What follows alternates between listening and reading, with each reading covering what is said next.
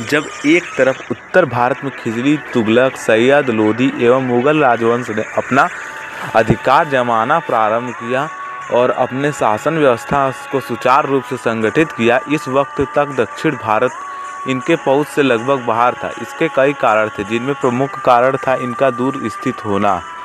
चूँकि प्राचीन काल में संसाधनों या परिवहनों का उचित व्यवस्था या विकास नहीं हुआ था, इसी वजह से इन राज्यों में होने वाली विभिन्न गतिविधियों को उत्तर भारत के राज्यों तक पहुंचने में महीनों लग जाते थे और उनकी रणनीति बनने तक परिस्थिति काफ़ी हद तक बदल जाती थी।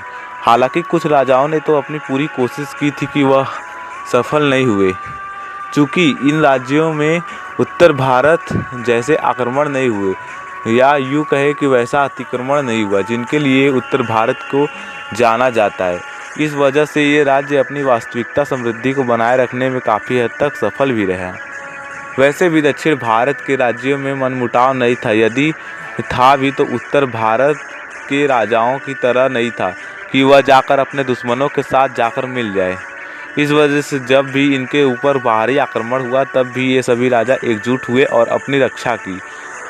दोस्तों, मैं विकास मौर्य और आप सभी का आईवी द ब्लॉग में स्वागत है। आज की इस वीडियो में हम चलने वाले हैं हैदराबाद शहर के गोलकुंडा के किले के करीब से देखने। उम्मीद करता हूं आपको यह वीडियो पसंद आएगा।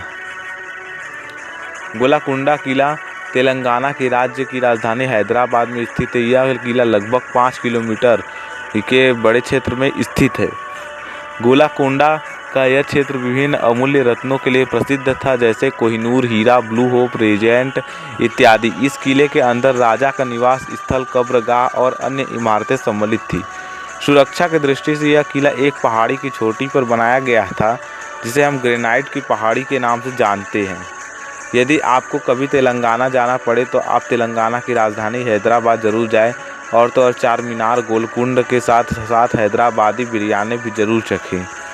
चूँकि यह किला भारत से 400 वर्ष पुराना है, इसलिए इसे भारतीय पुरातत्व विभाग द्वारा इस किले के पुरातात्विक खजाने के रूप में चिन्हित किया गया है। साथ ही इसे यूनेस्को द्वारा स्थायी विश्व विरासत स्थल में रखा गया है।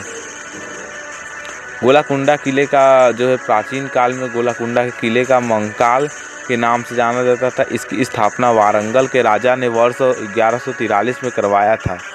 14वीं सदी में इस किले पर बहमनी साम्राज्य का अधिकार स्थापित हुआ और 17वीं सदी में इस किले पर कुतुब शाही साम्राज्य ने अपना कब्जा जमाया। इस किले को चरवाहे की पहाड़ी और गोलकुंडा के नाम से जानते हैं। यह कहा जाता है कि एक बार यहाँ पर एक चरवाहे का बच्चे को एक मूर्ति मिली, जिसे मंगलवारम में रखा गया था।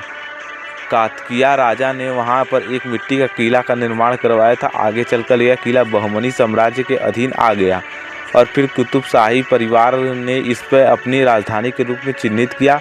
कुतुब शाही के परिवारजन ने इस किले के अंदर सुंदर शहर को बसाया और 17वीं सदी के दौरान इस किले में अनेकों बेहतरीन हीरों के भंडार मिले, जिससे इस किले को हीरे का एक प्रसिद्ध बाजार के रूप में जाना जाने लगा। हैदराबाद के कुछ जो है किलों और कुछ राजाओं में यह किला बहुत ही मतलब विशेष है। दोस्तों, पर्यटन के लिहाज से यह हैदराबाद स्थित ये किला वाकई में अद्भुत किला है। इस किले की स्थापत्य की बात करें तो काफ़ी हद तक उत्तर भारत में स्थित राजस्थान के विभिन्न किलों की छाप देखने को मिलती है। ज़्यादातर लोग यह जानने की कोशिश करते हैं कि आखिर ये राजा महाराजा इतने बड़े बड़े किलों क्यों बनवा देते, वह इनकी जगह पर अपने सैनिक व्यवस्था पर ज़्यादा ध्यान दे सकते थे। तो मैं आपको बता दूं कि इन किलों को बनाने का पीछे राजा महाराजाओं का एक खास उद्देश्य था। इन किलों में राजा के परिवारजन के साथ साथ पूरे राज्य की रसद व्यवस्था यानी खाद्य सामग्री, साथ साथ इनमें पूंजी या धन भी रखा जाता था, ताकि युद्ध विषम परिस्थिति में भी वह आवश्यकता आने पर इनका प्रयोग किया जा सके और उनका जीवन बचाया जा सके। हम इतिहास में देखते हैं कि कितने ही राज्यों पर विदेशी आक्रमणकारियों ने अपना कब्जा जमाया। चूँकि उनके किले उतने मजबूत नहीं थे, इस वजह से इन पर आसानी से विजय प्राप्त की गई। अपने विधाधर का नाम सुना होगा, यह वही राजा थे। उन्होंने महमूद गजनी को भी परास्त करके संधि करने पर मजबूर कर दिया था। इस विजय में उनका यह किला ही था जिनसे उन्होंने महमूद जैसे शक्तिशाली राजा को हराया। तो दोस्तों, इन ऐतिहासिक इमारतों या पर्यटन स्थलों पर टिकट, पैसे, यात्रा अवधि जैसी छोटी चीज़ें बदलती रहती हैं। इसलिए यदि आपको इनके बारे में पता है तो ज़रूर कमेंट में हमें ज़रूर बताएं।